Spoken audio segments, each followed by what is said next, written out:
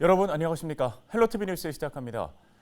6일 지방선거를 약 일주일 정도 앞둔 가운데 부천시 선거방송토론위원회가 준비한 부천시장 후보자들의 첫 법정 토론회가 열렸습니다. 더불어민주당의 조용익 후보, 국민의힘 서영석 후보는 경제부터 시민생활 그리고 지역 개발 분야에 걸쳐서 잇따라 날선 공방을 벌였는데요. 이정하 기자가 전해드립니다. 이번 지방선거에서 맞대결을 펼치고 있는 부천시장 후보들. 문재인 정부에서 청와대 행정관을 지낸 조용익 민주당 후보와 부천시 의원과 경기도 의원을 역임한 서영석 국민의힘 후보가 토론회에서 만났습니다. 두 후보는 먼저 배드타운으로 전락한 부천의 현 상황을 진단하고 이를 극복할 일자리 대책 공약을 제시했습니다. 대장 신도시에서 내동과 삼정동의 기존의 공업단지를 현대화하는 것을 기틀로 삼아서 대장 신도시와 내동 신도시와 약대 테크노파크를 연결하는 공간에 산업단지를 잘 조성해서 거기에서 로봇과 금형과 우리 부천이 잘할 수 있는 강소기업들이 더욱더 활발하게 하고 부천의 산업구조를 근본적으로 바꿔야 된다고 생각을 합니다. 예전에는 열악한 환경 속에서 산업구조가 나갔습니다만 이제는 부가가치가 있는 첨단 산업단지나 그리고 IT 산업 위주의 기업을 많이 유치하고 거기에 대해서 젊은 청년들이 일자리를 찾고 부천의 재정 자립도를 놓고는 두 후보가 서로 다른 견해를 내놓으며 맞붙었습니다. 민주당 지방정부가 12년 동안 우리 부천시를 운영을 했는데요. 그 결과치는 재정 자립도가 20.24%. 이제 부도 일보 직전입니다. 부천의 재정 자립도를 걱정하는 분들이 많습니다. 다만 부천의 재정 자주도가 다른 도시에 비해서 그렇게 심각할 수준은 아니라는 걸 말씀드리고요. 이어진 주도권 토론에서도 대립은 계속됐습니다. 조용익 후보는 서영석 후보의 재산세 100% 감면 공약에 대해 현실성이 없다고 꼬집었습니다. 100% 지방세 감면이 현재 지방세법에서 가능합니까? 저는 가능한 줄 알고 있는데요. 재해나 특별한 사정에 한해서 최대 50%까지만 감면할 수 있도록 되어 있습니다. 그래서 100%를 감면하려고 하면 시장 후보님의 의지대로 할 수 있는 것이 아니고 경기도와 협의해서 할 수 있는 문제가 아니고 법률을 개정해야 합니다. 토론 후반부, 서영석 후보는 현직 시장의 폐쇄적 시정과 소통 부재에 대해 문제를 제기하며 날을 세웠습니다. 시장을 만나려면 한 2, 3개월, 길게는 짧게는 한 1개월 걸린다는 그런 말을 해요. 그런데 우리 조용익 후보께서는 지금 장덕천 시장의 폐쇄적인 그런 시정에 대해서 어떻게 생각하십니까? 저는 시민들과 자주 소통하겠다. 시민들과 자주 말씀드리고 있고요. 이 사람들이 조용익 후보님에게 쓴소리를 좀 했어요. 그래가지고 이 사람들을 이제 차단을 했는데 그러면 이게 바로 이 불통 첫걸음이 아닌가 저는 이렇게 보고 있거든요. 이와 함께 조 후보는 당장 확보된 예산이 없는 상태에서 당선 후 출산장려금을 지급한다는 서 후보의 약속이 준비 안 된 공약이라고 지적했고 서 후보는 현재 부천시청 인근 초고층 주상복합 아파트로 인해 주변의 다른 주거 환경은 침해받고 있다며 현재 민주당 시정을 비판했습니다. 헬로티비 뉴스 이정하입니다. 김포시장 토론회에서는 시민들의 염원인 교통 문제가 핵심 화두였습니다. 특히 서울 지하철 5호선 연장 문제를 놓고 후보들은 치열한 토론을 이어갔습니다. 이세진 기자가 정리했습니다. 재선에 도전한 정하영 후보와 현직 시장에 도전장을 내민 김병수 후보, 두 김포시장 후보의 토론회. 쟁점은 5호선이었습니다. 2023년도까지 서울시, 인천시 협의 마치고 대강이 광역교통시에게 반드시 변경 관철시키겠습니다. 더 이상 늦출 수 없습니다. 서울시장과 조속히 합의해서 지자체 합의 진행시키고 적시 사업에 착수할 수 있도록 하겠습니다. 필요성은 공감했지만 각 정당과 서로의 공약을 두고는 비판과 반박을 이어갔습니다. 도지사 공약에 5호선을 방화, 계양, 김포 장기로 명기했습니다.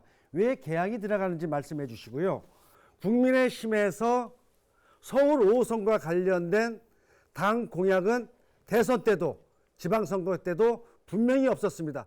실무자가 지역에 대한 정확한 이해가 없으면 실수할 수 있는 부분을 재차 거론한 것은 적절치 않다고 보고요. 서울 5호선 김포 한강선에 대한 공약이 없었다는 것은 사실과 다릅니다. 대통령 후보 윤석열의 공약에 포함되어 있고 대통령 공약 실현 방법에 대해서도 두 후보는 다른 견해를 보였습니다.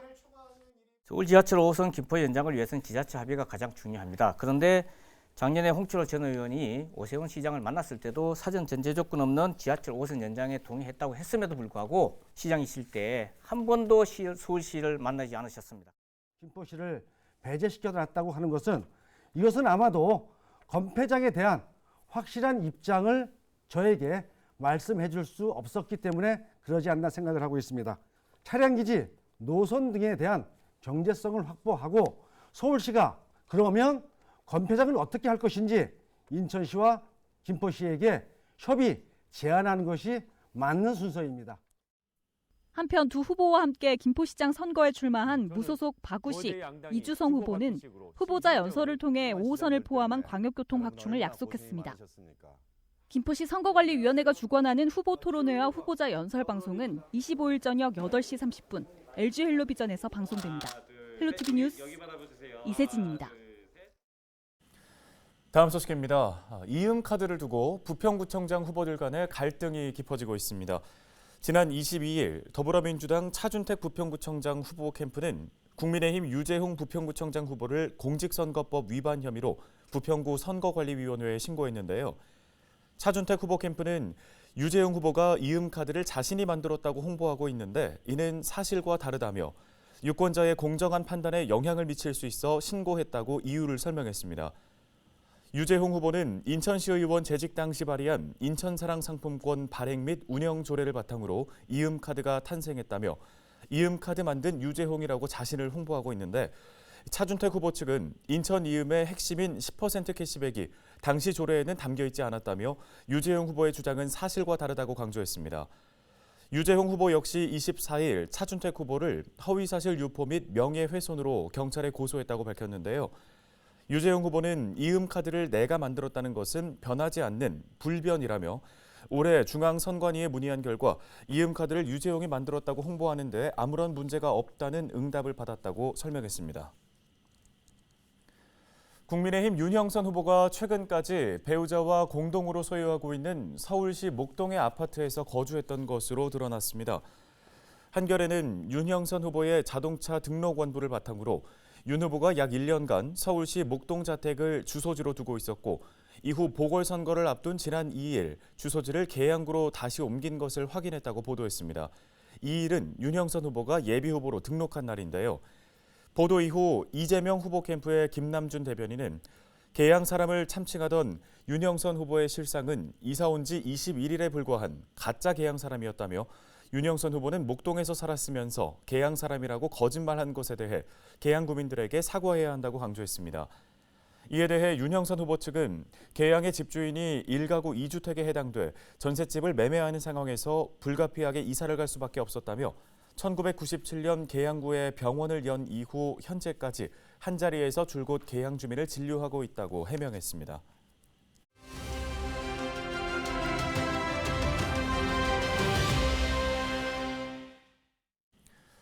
안정기를 보이고 있는 코로나19 유행이 이르면 올 여름에 다시 시작해 가을에는 절정에 달할 수 있다는 분석이 나왔습니다. 한국의학연구소 신상엽 학술위원장 연결해서 관련 이야기 들어보도록 하겠습니다. 네, 위원장님, 코로나19 유행 감소세가 이어지고 있는 가운데 사망자 수가 19명을 기록하면서 106일 만에 10명대로 줄어들었습니다. 먼저 현재 상황 어떻게 보고 계십니까? 지금 4월 18일부터 이제 사회적 거리두기가 대부분 완화가 되고 5월 2일부터는 이제 실외 마스크 착용 의무도 이제 완화가 된 상태입니다.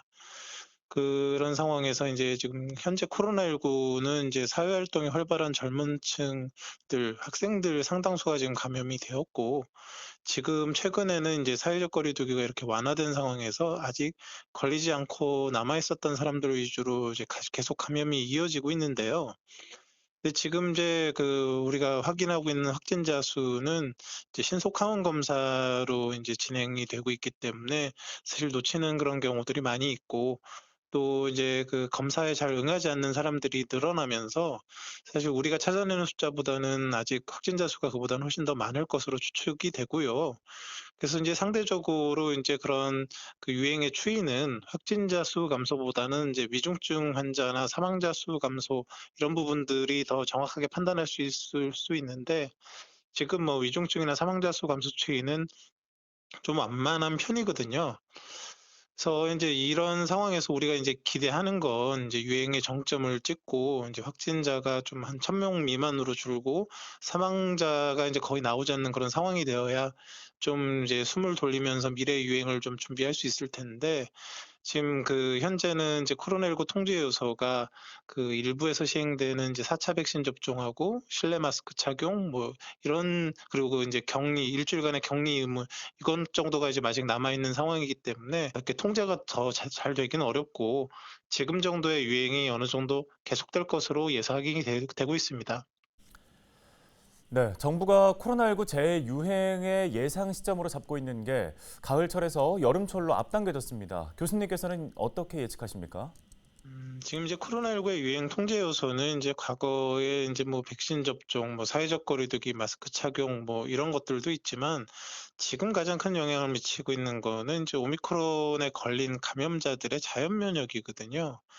그런데 이런 이제 오미크론 감염 후의 자연 면역은 한 3개월 정도의 이제 방어력을 기대를 할 수 있습니다. 그리고 혹시라도 근데 그 중간이라도 뭐 오미크론 이외에 다른 계열의 변이가 등장하면 또 이 역시 방어력을 좀 기대하기 어렵거든요.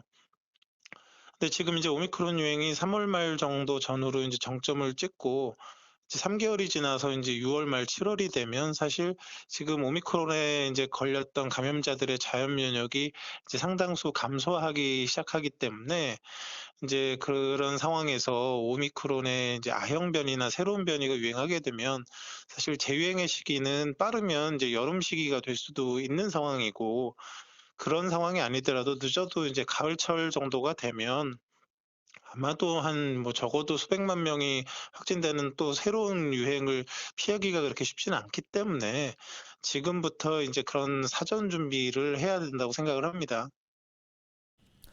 네, 알겠습니다. 오늘 코로나19 관련 도움 말씀 여기까지 듣겠습니다. 한국의학연구소 신상엽 학술위원장이었습니다.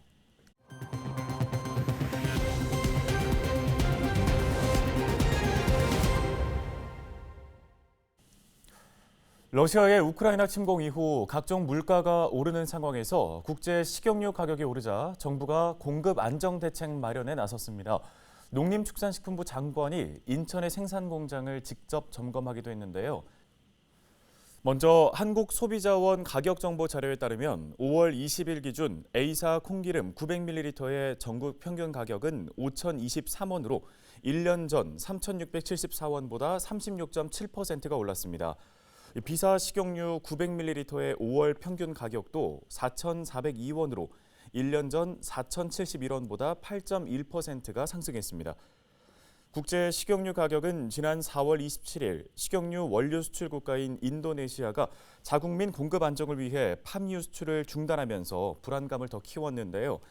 상황이 나빠지자 정부는 해당 품목 관세 인하 등 공급 안정화 대책을 마련하고 있습니다.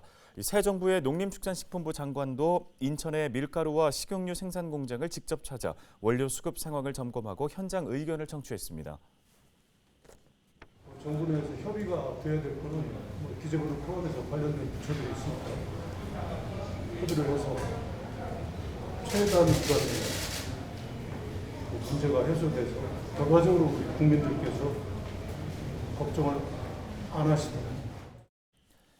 다행히 인도네시아가 팜유업계 종사자와 국내외 수급 안정화를 위해 지난 23일 팜유 수출을 재개하기로 결정했습니다. 정부는 인도네시아의 팜유 수출 중단 조치가 다시 발생한 가능성은 적다고 보고 있는데요. 국제 상황을 지켜보면서 대비한다는 계획입니다. 정부는 일단 업계 부담 완화를 위해 현재 5%인 대두유와 해바라기 씨유 등의 관세를 할당 관세를 통해 인하하는 방안 등을 관계부처와 협의하기로 했습니다.